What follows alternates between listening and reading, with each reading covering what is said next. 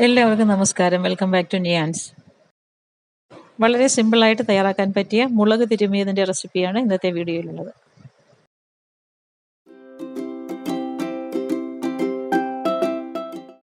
ഇത് തയ്യാറാക്കുന്നതിന് വേണ്ടി ആദ്യം ഒരു പാനിലേക്ക് കുറച്ച് വെളിച്ചെണ്ണ ഒഴിച്ച് ചൂടാക്കാം. പിന്നീട് 6-7 അല്ലി വെളുത്തുള്ളി തൊലി കളഞ്ഞിട്ട് ചെറുതായിട്ടൊന്ന് ചതച്ചെടുത്തത് എണ്ണയിലേക്ക് ഇട്ട് കൊടുത്ത് നല്ലതുപോലെ ഒന്ന് മൂപ്പിച്ചെടുക്കാം. വെളുത്തുള്ളി ഒന്ന് ചതച്ചിടുന്നത് കൊണ്ട് തന്നെ പെട്ടെന്ന് മൂത്ത് കിട്ടുകയും ചെയ്യും. അതുപോലെ ഉൾവശമൊക്കെ നന്നായിട്ടൊന്ന് മൊരിഞ്ഞു കിട്ടും.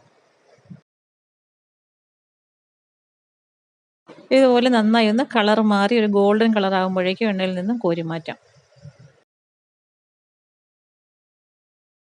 ഇനി അതേ എണ്ണയിലേക്ക് തന്നെ 10 വറ്റൽമുളക് ഇട്ട് കൊടുത്ത് അത് നല്ലതുപോലെ ഒന്ന് മൂപ്പിച്ചെടുക്കാം. വറ്റൽമുളകും വെളുത്തുള്ളിയൊക്കെ എണ്ണയിൽ കിടന്ന് മൂത്ത് വരുമ്പോൾ നല്ലൊരു മണമാണ്. വറ്റൽമുളക് പെട്ടെന്ന് തന്നെ മൂത്ത് കിട്ടും. അപ്പം നന്നായിട്ടൊന്ന് കളർ മാറി വരുമ്പോൾ എണ്ണയിൽ നിന്നും കോരി മാറ്റാം. ഇനി 2-3 തണ്ട് കറിവേപ്പിലയും അതേ എണ്ണയിലിട്ട് തന്നെ നന്നായിട്ടൊന്ന് മൂപ്പിച്ച് കോരാം.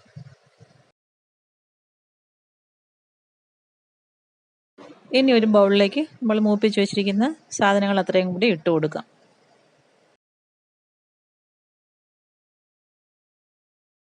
ഇനി നന്നായിട്ട് എല്ലാം കൂടെ കൈ കൊണ്ടൊന്ന് തിരുമ്മി യോജിപ്പിച്ചെടുക്കാം.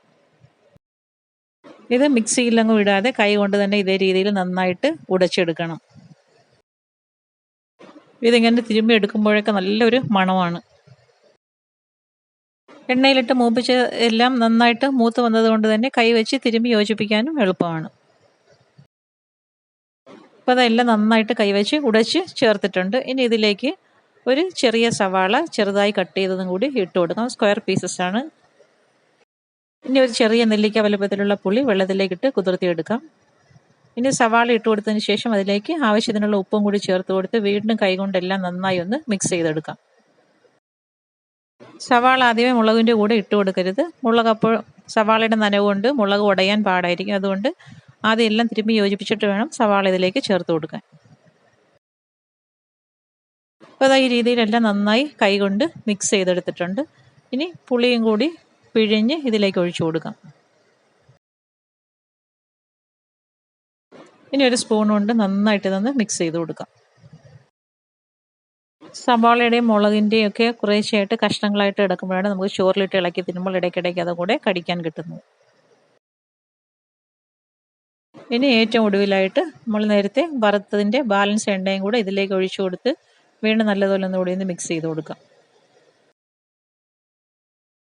സൂപ്പർ ടേസ്റ്റുള്ള ഒരു മുളക് തിരുമിയതാണ്. അപ്പോൾ ഈ ഒരു രീതിയിൽ നിങ്ങളൊന്ന് ചെയ്ത് നോക്കൂ, തീർച്ചയായിട്ടും ഇഷ്ടപ്പെടും. കുറേ പേർക്ക് ഈ റെസിപ്പി അറിയാവുന്നതായിരിക്കും. എന്നാലും അറിയാത്തവരുണ്ടെങ്കിൽ ഒന്ന് ട്രൈ ചെയ്ത് നോക്കൂ. നമുക്ക് ചോറിൻ്റെ കൂടെയോ പുഴുക്കിൻ്റെ കൂടെയൊക്കെ കഴിക്കാൻ പറ്റിയ ഒരു സൈഡ് ഡിഷാണ്. ഈ മുളക് തിരുമിയതുണ്ടെങ്കിൽ പിന്നെ ചോറിന് വേറെ ഒരു കറികളുടെയും ആവശ്യമില്ല. തീർച്ചയായിട്ടും ഇതൊന്ന് ട്രൈ ചെയ്ത് നോക്കൂ. എണ്ണയിൽ കിടന്ന് മൂത്ത് വന്ന വെളുത്തുള്ളിയുടെയും വറ്റൽമുളകിൻ്റെയും കറിവേപ്പിലയുടെയൊക്കെ സ്വാദ് അപാരം തന്നെ. അപ്പോൾ ഇത്രയേ ഉള്ളൂ സിമ്പിളായിട്ട് തയ്യാറാക്കാൻ പറ്റിയ മുളക് തിരുമിയത്. കറി വയ്ക്കാനൊക്കെ മടിയുള്ള സമയത്ത് ഇതൊന്ന് ട്രൈ ചെയ്ത് നോക്കൂ. വീഡിയോ ഇഷ്ടമായി ലൈക്ക് ചെയ്ത് സബ്സ്ക്രൈബ് ചെയ്ത് സപ്പോർട്ട് ചെയ്തേക്കൂ. വീണ്ടും അടുത്ത വീഡിയോയിൽ കാണുന്നത് വരെ bye from Niyans. Thanks for watching.